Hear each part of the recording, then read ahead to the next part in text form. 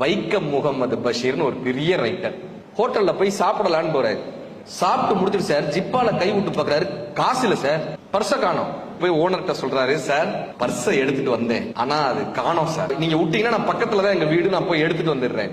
அவர் சொல்றாரு, ஓனர் சொல்றாரு, நீங்க போய் எடுத்துட்டு வாங்க, ஆனா உங்க ஜிப்பாவை கழட்டி வச்சுட்டு எடுத்துட்டு போங்க. ஒரு மனிதனினுடைய அரை நிர்வாணத்தை பார்ப்பதற்கு அத்தனை கண்களும் ஆவலோடு காத்து கொண்டிருந்தன தவிர ஒருத்தர் கூட உதவுறதுக்கு முன் வரவே இல்லை. எனக்கு வேற வழியே தெரியாம நான் அந்த ஜிப்பாவை கழட்டி வச்சேன், உன் வேட்டியையும் கழட்டி வச்சுட்டு போன்ற.